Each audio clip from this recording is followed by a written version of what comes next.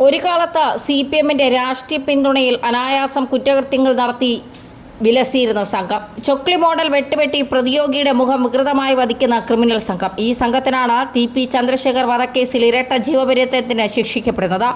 TP Chandrasekhar വധക്കേസിൽ ഹൈക്കോടതി ശിക്ഷിച്ച പ്രതികളിൽ ബഹുഭൂരിപക്ഷം പേരും കണ്ണൂർ ജില്ലയിൽ നിന്നുള്ളവരാണ്. ഗൂഢാലോചനക്കാരിൽ ചിലർ കോഴിക്കോട്ടുകാരാണെങ്കിലും നടപ്പാക്കിയത് കണ്ണൂരുകാരായിരുന്നു. ഗൂഢാലോചന നടത്തിയ CPM പ്രാദേശിക നേതാക്കളും കൊല നടത്തിയ ഗുണ്ടകളും അടങ്ങുന്ന ക്രിമിനൽ സംഘമാണ് ഈ സ്ക്വാഡ് അംഗങ്ങൾ. കോഴിക്കോട് ജില്ലയിലെ അതിർത്തി പങ്കിടുന്ന പാനൂർ ചൊക്ലി പ്രദേശത്തുള്ളവരാണ് പ്രതികളിലേറെയും. കണ്ണൂർ കഴിഞ്ഞാൽ മാഹി സ്വദേശികൾക്കാണ് പ്രതിപട്ടികയിൽ രണ്ടാം സ്ഥാനം. 14 പ്രതികളിൽ KC രാമചന്ദ്രനും KK കൃഷ്ണനും മാത്രമാണ് കോഴിക്കോട്ടുകാർ. ഇപ്പോൾ പരോൾ പോലും ലഭിക്കാത്ത വിധത്തിൽ കോടതി പൂട്ടിയിരിക്കുന്ന ക്രിമിനലുകളാണ് ഇവർ. ഒന്നാം പ്രതി MC അനൂപ് കണ്ണൂർ പാനൂർ ചെണ്ടയോട് സ്വദേശിയാണ്. TPയെ ഇടിച്ചു വീഴ്ത്തിയ ഇന്നോവ ഓട്ടിച്ചയാൾ മുമ്പ് RSSൽ പ്രവർത്തിച്ച ഇയാൾ ഗൂഢാലോചനയിലും പങ്കാളിയാണ്. മൂന്നാം പ്രതി കൊടിസുനിയും കണ്ണൂരുകാരൻ. ചൊക്ലി നെടുമ്പറം സ്വദേശിയെ ഇയാൾ മുൻപ് RSSൽ പ്രവർത്തിച്ചു. നാലാം പ്രതി TK രജീഷ് കണ്ണൂർ പാട്യം പത്തായക്കുന്ന് സ്വദേശിയാണ്. വിദ്യാർത്ഥികാലം തൊട്ടേ ക്രിമിനൽ സംഘത്തിലുണ്ട്. അഞ്ചാം പ്രതി മുഹമ്മദ് ഷാഫി ചൊക്ലി സ്വദേശി. പാർട്ടി പറഞ്ഞാൽ എന്തും ചെയ്യുന്ന ആളെന്നാണ് കുറ്റപത്രത്തിലുള്ളത്. ആറാം പ്രതി അണ്ണൻ സിജിത്ത് പാനൂർ ചമ്പാട് അരയാക്കൂൾ സ്വദേശി. കൊലപാതകമടക്കം ഒട്ടേറെ കേസുകളുള്ള കൊട്ടേഷൻ സംഘാംഗം. 11ാം പ്രതി ട്രൗസർ മനോജൻ പാനൂരിനടുത്തുള്ള ചെറുപറമ്പ് കുളവല്ലൂർ സ്വദേശിയാണ്. 13ാം പ്രതി അന്തരിച്ച PK കുഞ്ഞനന്തനും പാനൂർ സ്വദേശി. 31ാം പ്രതി ലംബു പ്രദീപനും ചൊക്ലി സ്വദേശി. ഇന്നോവയിലെത്തിയ പ്രതികളുടെ വാൾ ഒളിപ്പിച്ചെന്നാണ് കുറ്റം.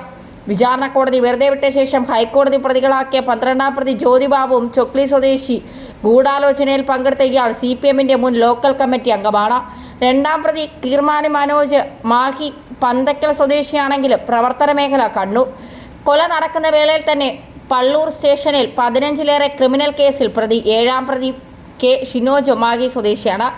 ഈ ക്രിമിനൽ സംഘത്തെ പൂട്ടിയത് KK രമയെന്ന പെണ്ണൊരുത്തിയാണ്. TP ചന്ദ്രശേഖർ വധക്കേസിൽ പഴുതുകൾ നൽകാതെയുള്ള നിയമ പോരാട്ടമാണ് പ്രതികളുടെ ശിക്ഷ വർദ്ധിപ്പിക്കാൻ ഇടയാക്കിയത്. ഇവരുടെ നിശ്ചയദാർഢ്യം നിറഞ്ഞ പോരാട്ടമായിരുന്നു. KK രമ MLAയുടെ സ്പെഷ്യൽ പ്രോസിക്യൂട്ടർ അഡ്വക്കേറ്റ് P കുമാരൻകുട്ടിയുടെയും നേതൃത്വത്തിലാണ് കേസ് നടന്നത്.